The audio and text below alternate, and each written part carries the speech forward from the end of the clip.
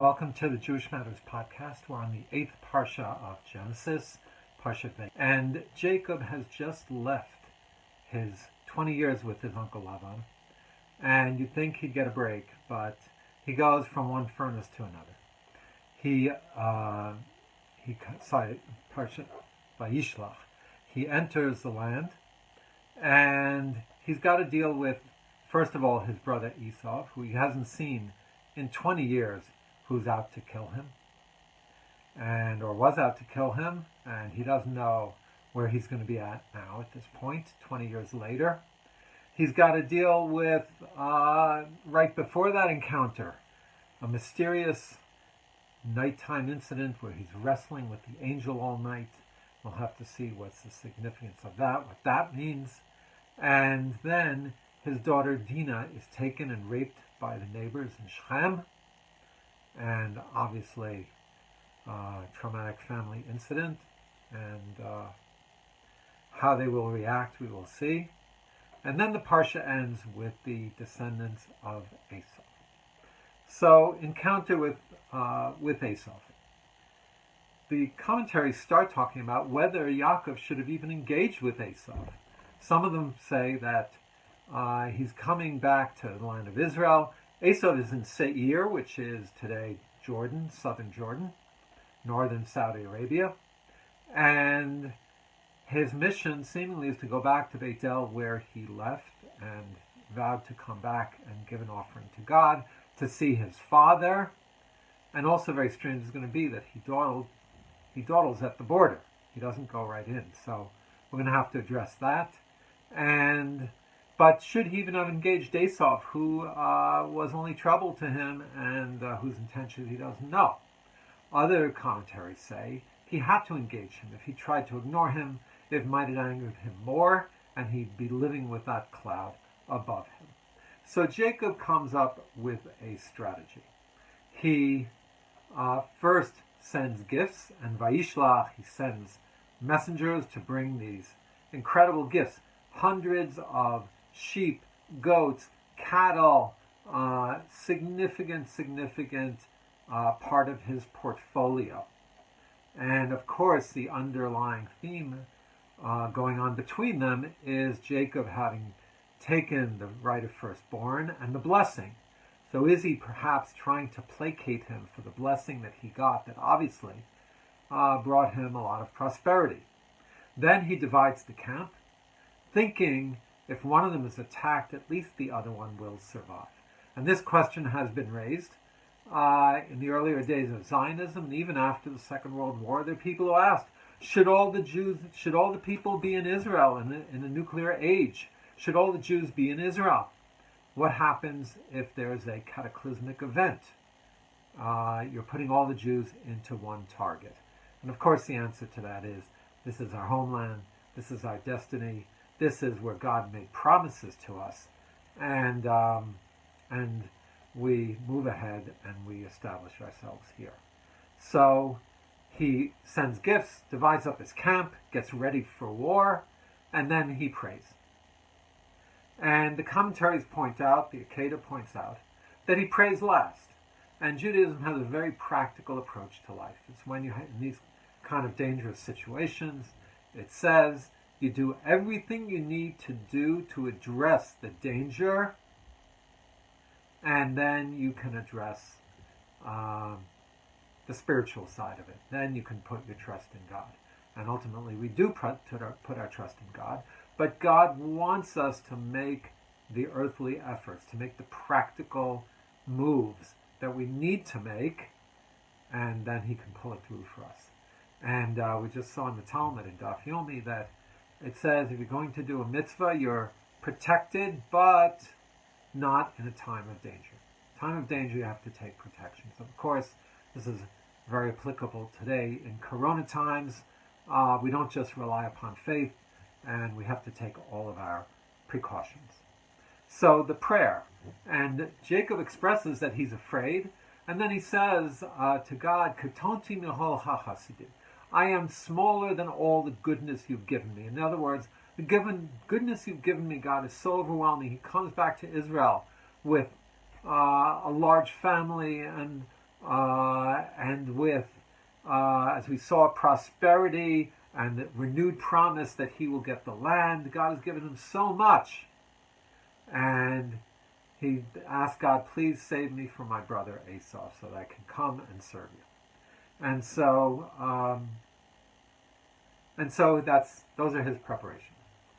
And it says that night, by the way, the messengers came back and told Yaakov, your brother is coming with 400 people with him. And of course, what does that mean? Does that mean he's coming to honor Yaakov, as some commentaries say? Or does that mean he's preparing to rumble if he needs to, preparing for a fight if he needs to? Yaakov does not know his brother's intentions. So that night, he moves his family across to the other side of the river. And why does he do this? Perhaps because he's afraid of Esav attacking at night, to distance them from Esav. And as they went over, he still lingered behind, and it says an ish, a man, who we'll later find out is not a man, is an angel, Yavek Imos, kicked up dust with him. They were fighting, they were wrestling. And it says they were sparring, and this went on all night. Because the morning comes, the angel says, let me go. So who is this angel? What is going on? So the rabbis say that this angel is the angel of Esav. And it's foreshadowing the showdown he's going to have with his brother the next day. And that the attack is, in a sense, foreshadowing the attack that Esav is going to do to him. So that's one way of understanding it.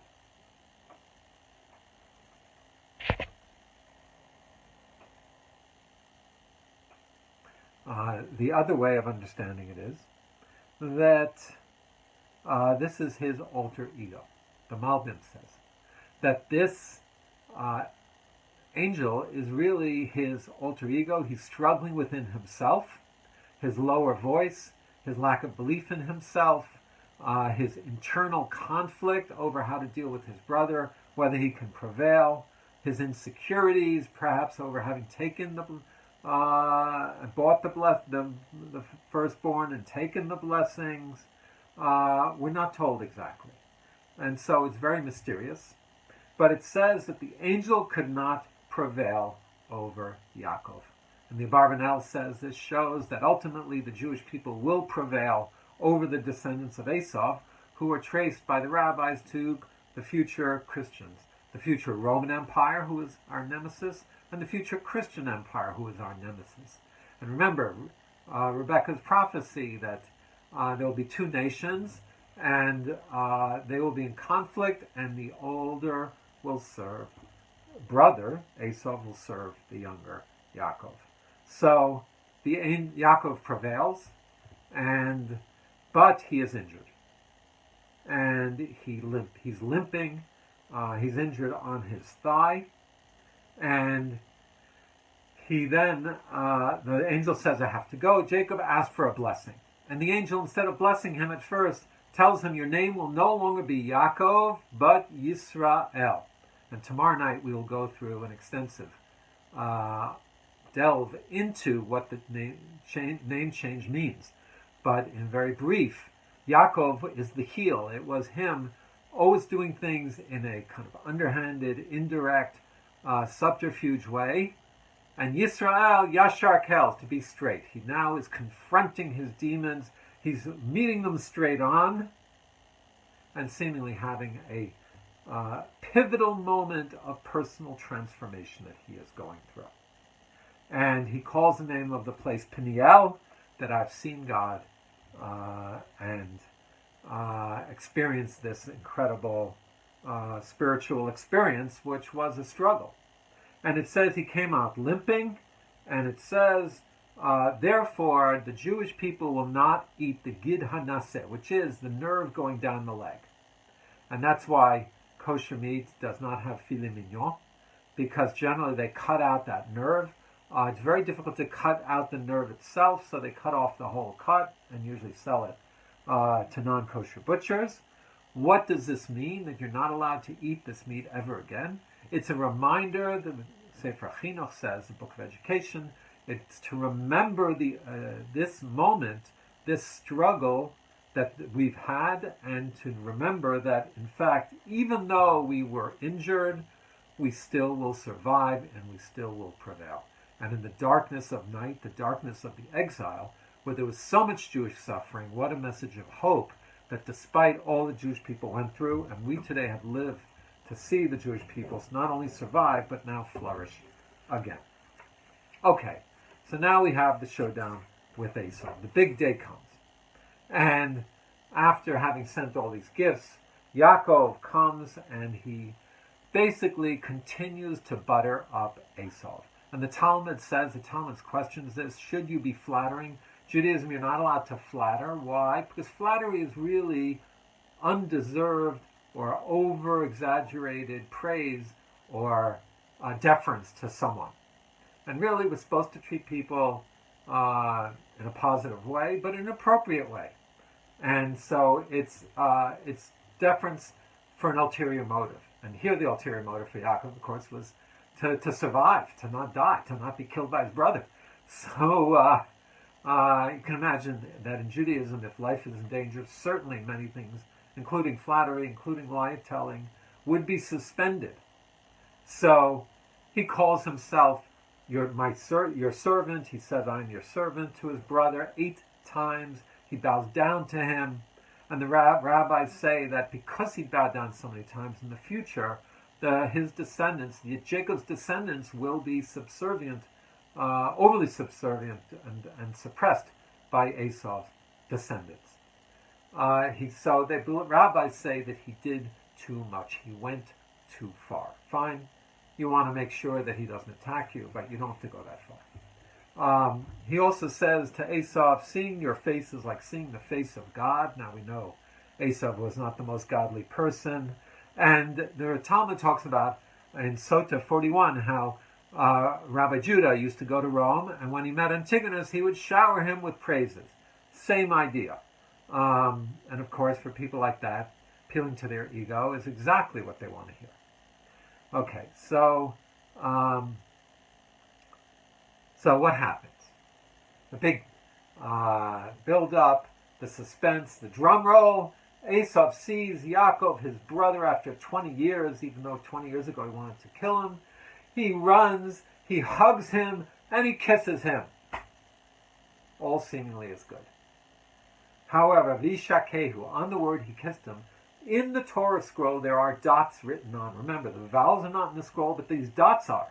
So there must be something very important and significant about this. So the rabbis say the dots show really the opposite of what the Torah is saying.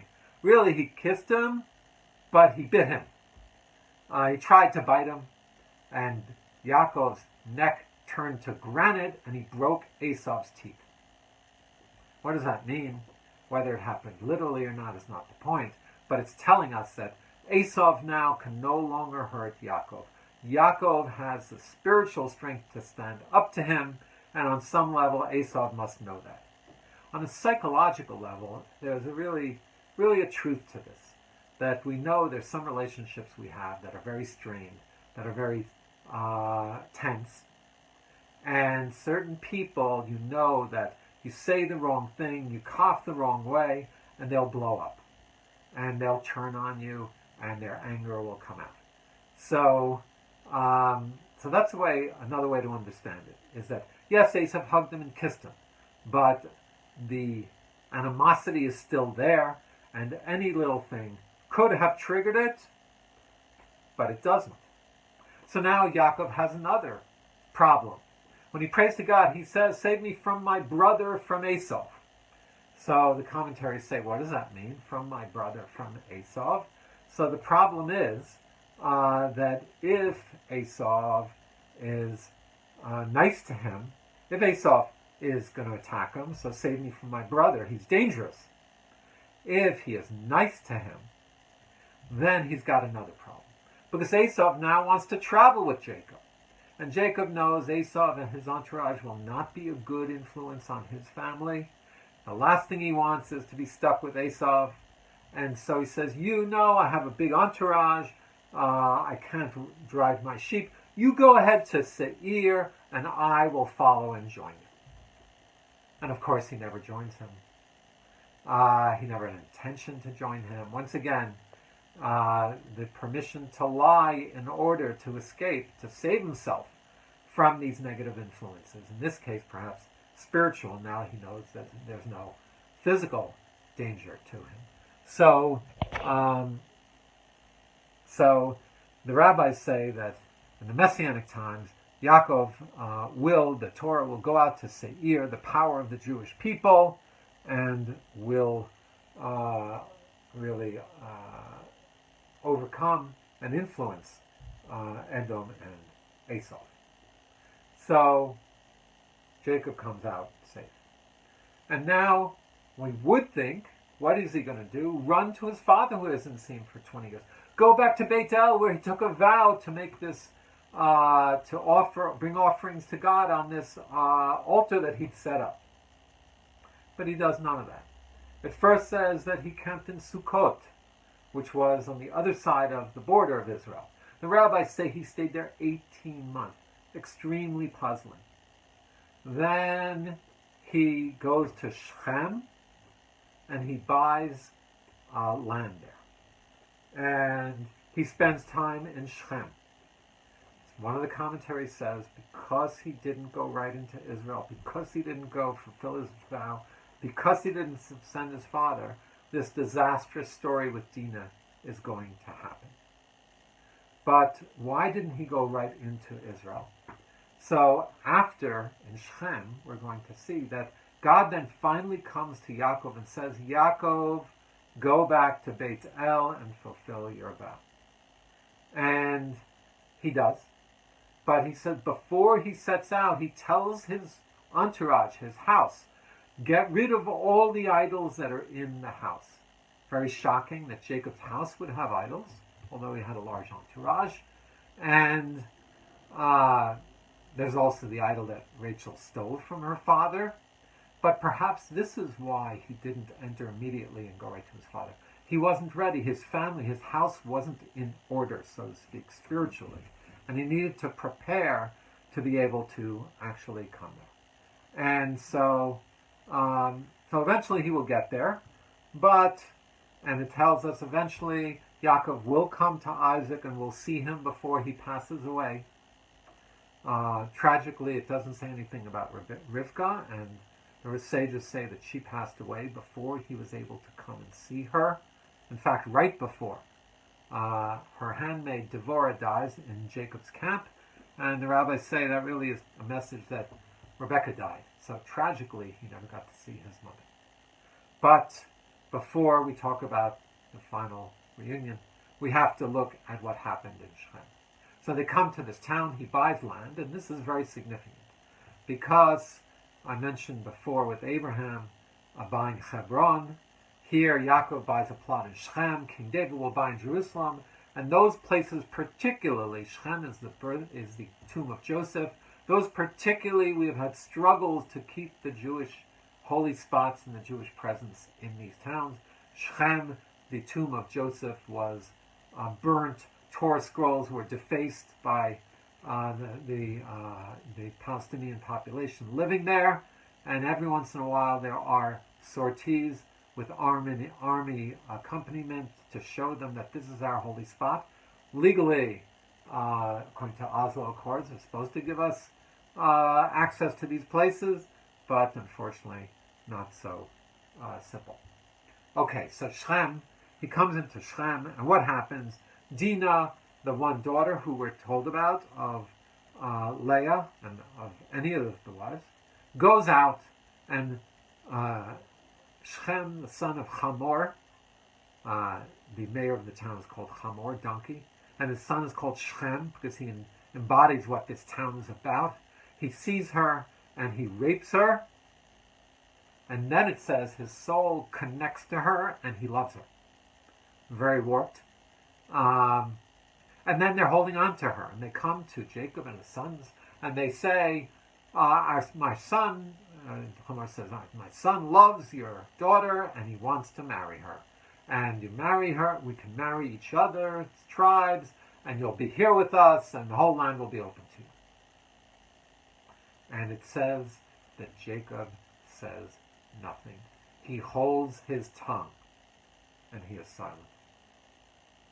But it says his sons were furious, were steaming, because the Torah says the affront that was made against the daughter of Yaakov. And this is not done. This is what they say. You don't do this to our sister. And so we're going to see that the Torah then says, also in a very editorial comment, the sons of Yaakov hurt Shechem and Hamor, his father, with trickery because he sullied their sister. What did they do? They tell them, sure, we'll enter into a bond with you, into a partnership. However, you have to have all your men circumcised. And then Dinah can marry Shechem, and we can marry your daughters. And so they circumcised. And on the third day when they were weak, and it says that the sons of Jacob, Shimon and Levi, attacked Shechem, wiped out the town, killed all the men, took the women and children slaves, and took all the booty. And here Yaakov does react. And he says, what did you do? How could you do this? The neighboring peoples are going to attack us because of this. Now, very strange unfolding of events. How do we understand this? How do we understand that they wiped out the whole town because of the actions of two people? How do we understand Yaakov's restraint? Very problematic, very difficult. And what we have to say is this. So there are several commentaries that try and grapple with this. Nachmanides said that Yaakov never intended to kill them all.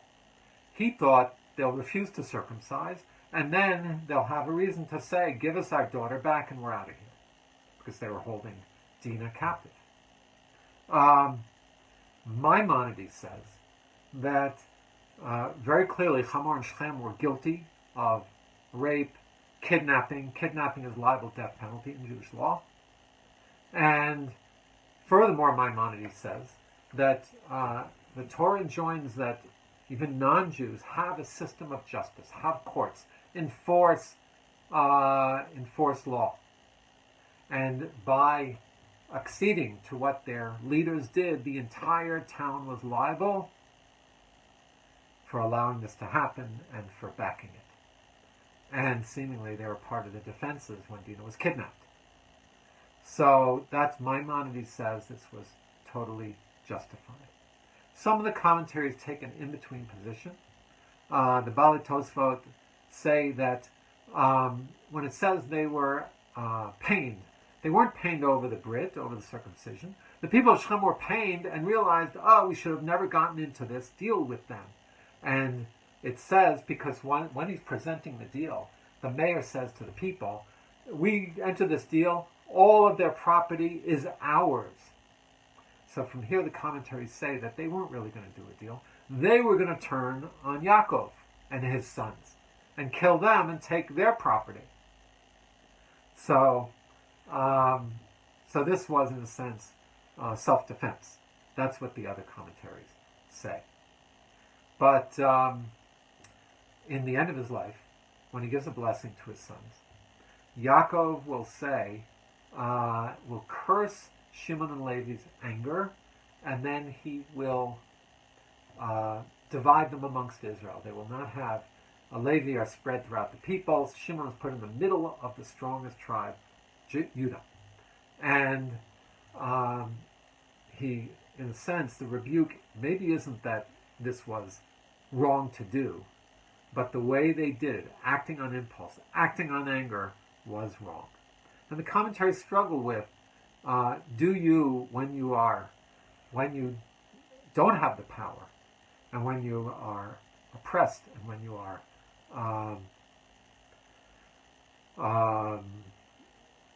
the victim, do you lash back, or do you pick up and try and recover and move on? And so we see two different outlooks. Yaakov's was to do that. His son's was, no, such an affront cannot be done to our sister. Now, it also hints that it's being done out of pride and out of ego, not out of justice. So that might also be a problematic dimension to it. But the locals do not attack them, and they move on. As we mentioned, Yaakov goes back to Beit El to bring the offering at the place where he originally left, and gets rid of the idols, reunites with his father Yitzchak, and then it tells us, it enumerates all of his sons and the family that he had, that he brings to Yitzchak. Yitzchak must have been very proud and had some solace to see this. And then in contrast, it says that Yitzchak passes away, he dies, he's gathered to his fathers, he was died bezaken seva yamim, elderly with satisfied years. In other words, he had a full life. And the Parsha ends very interestingly with a long chapter on the children of Esav and the kingship of Esav. And the kingship of Edom, who are the descendants of Esav. Remember, Esav is called Edom, the red one. So it tells us Isaac's death first, even though it happened before the birth of Esav's children, after the birth of Esav's children, to separate out Esav, to show that he was kind of out of the family. And in the middle of this dialogue, of this narrative, it says that Esav left the land of Israel because of his brother Yaakov. So even though it says Esav and Yaakov buried Isaac, remember, Yishmael deferred to Isaac at the burial of Abraham. Now Esav does not defer to Yaakov. Yaakov, remember we saw, kind of tries to make Esav feel like he's still the older one, the firstborn, but we see that Esav did not have an interest in staying in the land of Israel, in staying in the spiritual path of their grandfather Abraham. He leaves and builds up his own kingdom, so to speak, his own dynasty. And the long list is also on a mystical level. In the Zohar, the Idra Rabbah understands this to be talking about spiritual dimensions of the world, the evil side of the world being sweetened and being redeemed. We're not going to get into the Kabbalistic ins and outs of that, and I wouldn't understand it in any case. But that's how the Parsha ends off. And Yaakov has, in a sense, completed this chapter in his life. He's gotten back into the land. He's reunited with his father, hit bumps and tragedy with Dinah along the way, navigated the ins and outs with his brother Esav, and seemingly is now ready to settle down and for life to be finally, so to speak, normal. But we will see next week that unfortunately for Yaakov that will not be the case as we begin the Joseph saga. Tomorrow night we are doing an in-depth podcast about Jacob and the angel, the change of name, and what does the name Yisrael, what does Israel mean? What are the meanings in the name, and how does that reflect upon who Jacob was and who the Jewish people are? Have a good evening. Good evening, and we are up to our Unveiling Genesis Part 8, and this is the second half of our presentation, an in-depth look at why is our country, our homeland, called Israel if we are Jews? Where does the name Israel come from? What does it mean? And as it relates particularly to this week's Torah reading, to this week's Parsha. First, a note about our country being called Israel. In 1948, when the state was established, there was a debate in the cabinet which would form the future government of what to name the country. It wasn't a given that the name would be Israel. What was the main candidate? The main candidate was for it to be called Judea. Why? Because for the last 2,000 years, we've been called Jews. In fact, going back to the Purim story, Mordechai was called Yehudi. And so that was the first choice. Also, when Romans destroyed our homeland, it was called Judea because most of the people were from the tribe of Judah after the exile of the 10 lost tribes. The question on that name was that we would be called Judeans, and how would the Arab population look at being called Judeans? Furthermore, most of the historical Judea was not going to be part of the modern state of Israel. Jerusalem was going to be internationalized. The Palestinian partition plan would give them most of it. Another candidate was Zion, to call the country Zion. However, Zion is already a mountain in Jerusalem. And what would we be called? Would we be called Zionists? And if the inhabitants were called Zionists, what would Zionists outside of Israel be called to distinguish them? So there was a brief suggestion to be called Eretz Israel, the land of Israel, which is the traditional religious moniker given to the land. But finally, it was decided that that was too unwieldy. The pronunciation would have been difficult for those who don't know Hebrew. And Israel was decided upon, but it was not enthusiastic. Everyone kind of thought it was a little strange. And but they were 48 hours away from independence. They had to choose something, and they had a lot more business to do. As we will see, providentially, there couldn't have been a more appropriate name to call the country than Israel. Because even though we self-identify as Jews, in the Torah itself, we are known as Bnei Yisrael, the children of Israel. And literally the 12 tribes were the children of Israel, as Jacob will be renamed. And in English, the term Israelites is used. Fortunately, today we're called Israelis, not Israelites. That would sound a little weird too. But let's look at where the source of this comes from. What does the name Israel mean? Where did it emerge? And that's particularly in this week's Parsha that Jacob is renamed Israel.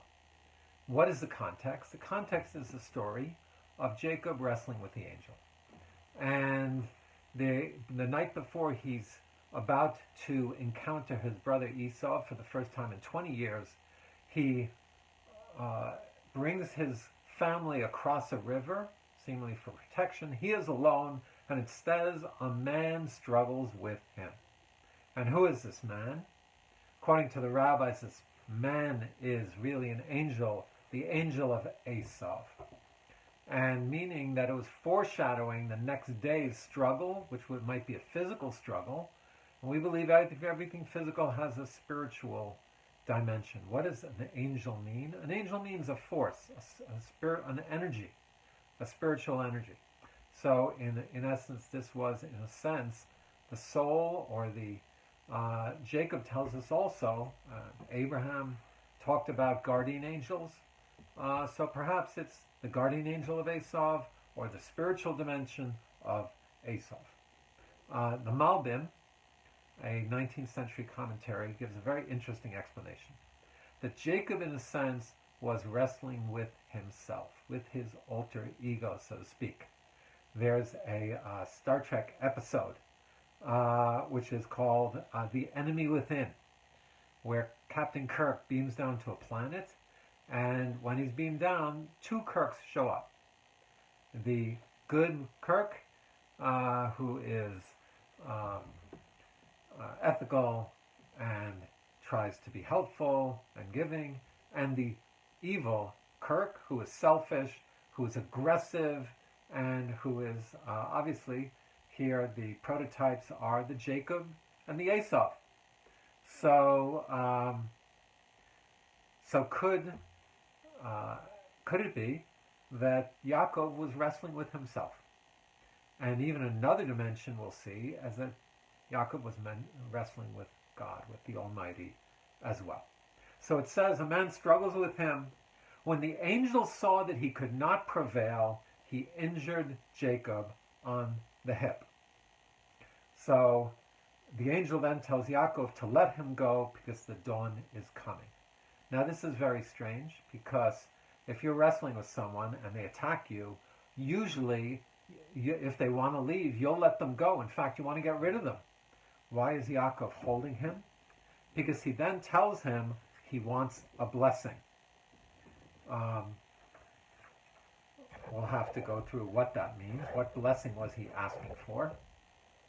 But instead of giving him a blessing, or instead of answering him, the angel says, and this is our central line, your name will no longer be Yaakov, but now you will be known as Yisrael, because you have struggled with God and with man and have prevailed.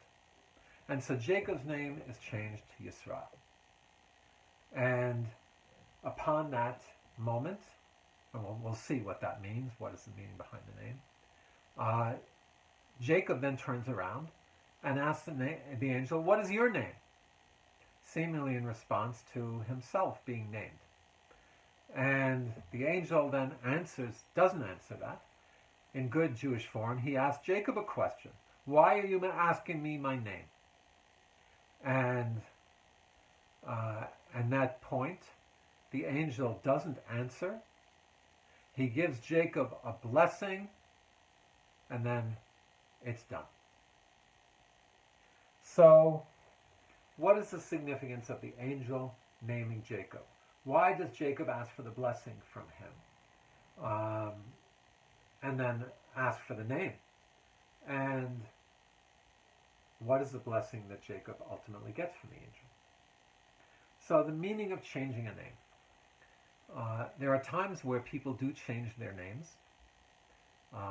If someone is ill, there's an idea, you change the name, you'll change the mazal.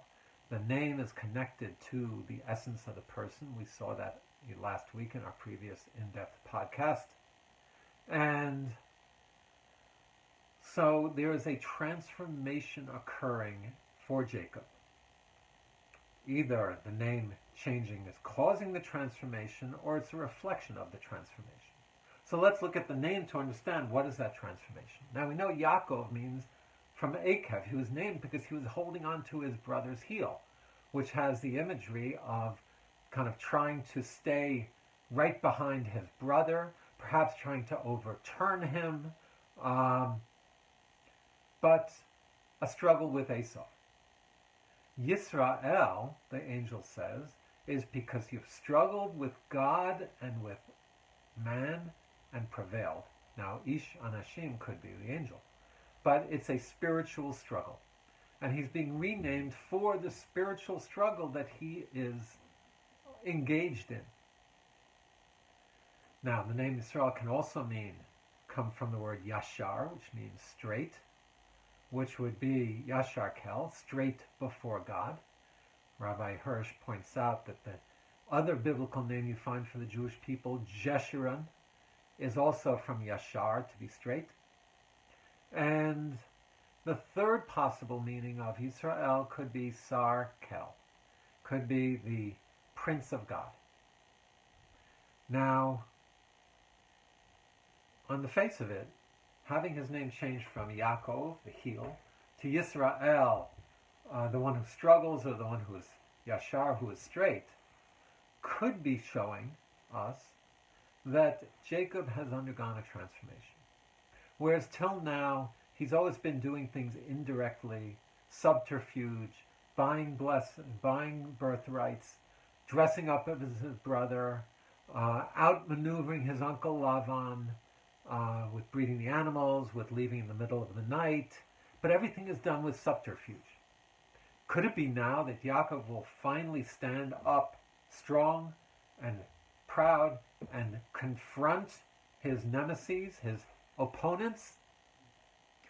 So that's what the name might imply. And he struggled with God and come to actualizing himself. The Psalms tell us that the quality of Yaakov was truthfulness, paradoxically. And we've talked about how each of the patriarchs was challenged against their nature. So if Jacob's nature is truthfulness, he's been challenged to have to use subterfuge. Will he now actualize his truth to himself? So the problem is that the next day he does not confront Esav. He flatters him.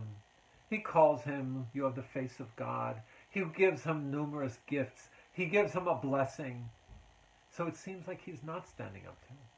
So either we say that it's a process. And in fact, later on, God will change his name to Yisrael. So maybe now is just a foreshadowing, a message to Jacob to start to actualize his truthful self, his more assertive self. That's one possibility. What is strange also is that whenever other figures have their names changed, Avram to Avraham, Yoshua to Yehoshua, later on in the Torah, the name changes and you never see the old name. In the Torah, Jacob and Yisrael will be each used seemingly interchangingly. Now, some people want to say that Jacob is the name of the Jewish people in exile, when we have to be subservient. Yisrael is the name of the Jewish people when we are strong and self-empowered. And perhaps Jacob just simply wasn't strong and self-empowered yet enough before Esav. So it's a process, it's an evolution, but it's one that Jacob has been working towards since he was born. And one he's going to have to work on again as the drama unfolds between his sons in the future, Parshat.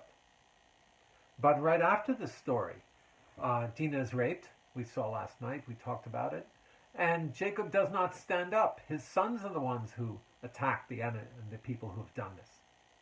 So, how do we understand it? Rabbi Jonathan Sachs, blessed memory, just tragically passed away, has left us an incredible legacy of insights into the Torah. And in his covenanting conversation, he says this. He said, until now, Jacob has been trying to supplant Esav. He's trying to become an Esav. Esav is everything he was not.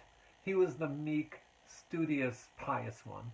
Esav was the strong, acting, empowered one. And in a sense, Jacob tries to take on that role. He dresses as his brother. He takes the firstborn role. Ironically, Isaac gives him the blessing because he cannot see Jacob's face. Could it be that Isaac never really did get the chance to see Jacob's true face, and that Jacob has to himself realize his true face? What is his true face, according to Rabbi Sachs? It is not to be like an Esav. It's not to get the blessing of wealth, prosperity, and power, which is the blessing that Isaac gave him. May God give you the reins of the heavens, and your brothers will bow down to you. That is the blessing for Esav. Esav is the one with wealth and power. But Yisrael is the one who struggles with God. Yisrael is the mission of Abraham. It's the blessing of Abraham that Yitzchak saved for Isaac in the end of the Parsha. After all of this story with the blessings, Isaac gives the blessing of Abraham to Yaakov. So it is to fulfill the mission of Abraham, of tzedakah mishpat, to be generous and to be righteous. That is Jacob's true calling. And in a sense, Rabbi Sachs said that when he gives all the gifts and the blessing to Esav, he's giving him back all of the wealth.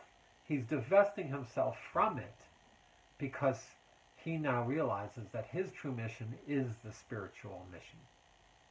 And that is what the transformation is. And that's why Jacob asked the blessing from the angel. He wants his blessing, not Esav's blessing. And ultimately, when he realizes that, that's when he can be truly empowered. That's when he can be true to his mission. And it's really a powerful message for us, is that so often people look around and they say, this person is like this, has accomplished this, is successful at that. And the goal is not to compete in the marketplace of society. The goal is to figure out what are our God-given gifts and talents, and how to actualize them with our own individual true path. And that's Yisrael, to struggle with God, to struggle with our spiritual identities, to struggle with spiritual growth, and to struggle with ultimately creating a country of Israel, that will, having wealth and power is not a bad thing, and we don't shirk away from it, but it's not our primary goal. It's not the end game. It's not what we are about.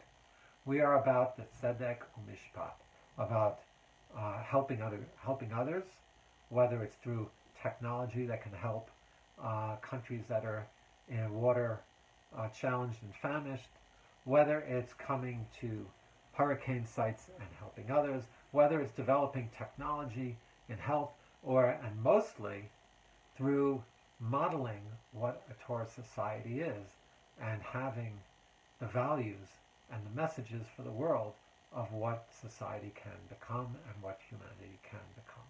And that's our role as the country of Israel. That's our role as B'nai Yisrael, the children of Israel. And maybe we be worthy to embody that. Shabbat Shalom.